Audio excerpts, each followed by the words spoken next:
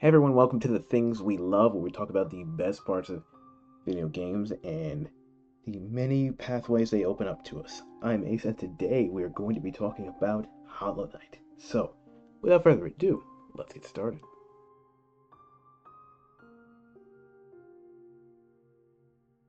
One of the first things I'd like to talk to you about is the world. Hollow Knight is a gorgeous place, despite how depressing it can be, and there's so many places you can go that you could get a little bit lost. Whether you're exploring the spider-filled place of the deepness, the forever rain and depressing realm of the City of Tears, or even climbing up to the very peak of Hollowness and Crystal Peak, there's so much to explore and so many beautiful areas to see with your own eyes, including filled to the brim with various different types of bugs and bosses to look forward to. Hollowness is a place that you're going to be completely overwhelmed with what there is out there in the world, and I'm just happy I got to see all of it at one point or another.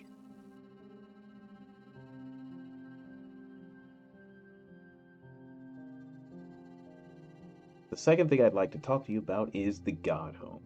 Now, the God Home is a bit of DLC that was released for the game after its initial release. It essentially works similar to the Coliseum in the base game. The difference is the God Home has multiple different types of challenges that await you.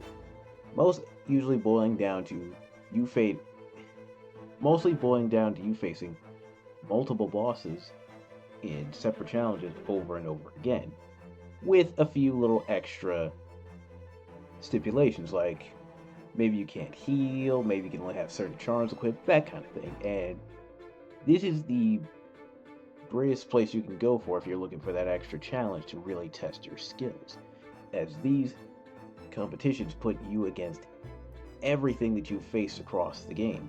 The greatest challenge, one that I still haven't beaten, is the Pantheon of Hollowness, which essentially is you facing up against 40 of the game's bosses, some even being better versions of the ones that you've already faced before. This is like the ultimate challenge for someone playing Hollow Knight, and it's something I still am struggling to get through. So, despite all of this, it's the challenge that I've honestly looked forward to as a way to truly test what you've been made of. So, if it's something you're looking forward to, I suggest you be prepared, because this challenge is going to blow you away.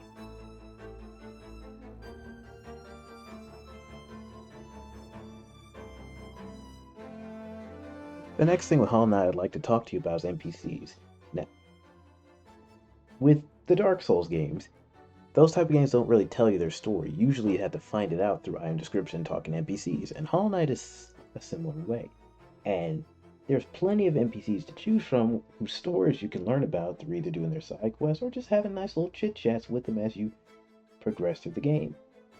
You've got the Cornifer and his lovely wife, who usually just runs their shop waiting for him to come home as he explores Hollowness, making maps for you to buy.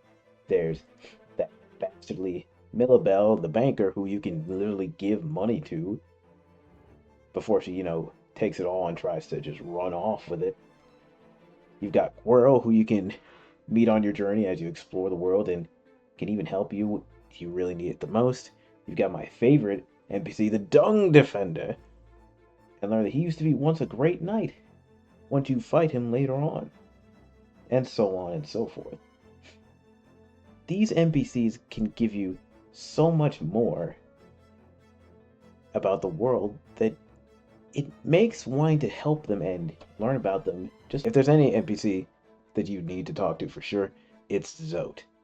And I'll save his little tidbit for later because, of course, Zote's something you have to experience firsthand.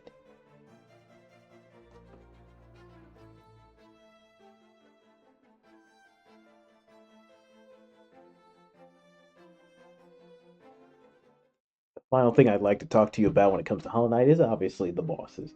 Now, there are some awesome bosses in this game, and Some of them are tough, but a lot of them revolve around understanding patterns and observing movements. And usually when I would die, mainly just because, oh, I just didn't follow the pattern of a certain attack good enough, or I got too aggressive. And despite that, these bosses still feel fair enough that I love challenging them time and time again.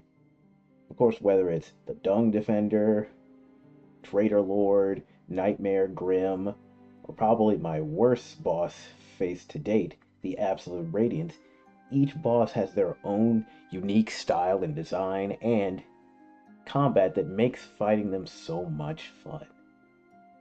And since I love these type of games where you're fighting against these titanic foes, Hollow Knight was so easy to draw me in because as soon as I fought that first climactic boss battle, I was hooked. And I hope that you feel the same way. And what do you guys think? Is there anything about Hollow Knight that you truly love that I didn't cover? Make sure you let me know in the comments below. I'd love to hear what you guys have to say about it. If you enjoyed the video, make sure you like and subscribe. And hey, check us out sometime Monday through Wednesday while we're streaming live on YouTube and Twitch. So, until the next time, I've been Ace. You guys have been great. I'll see you later. Love you. Bye.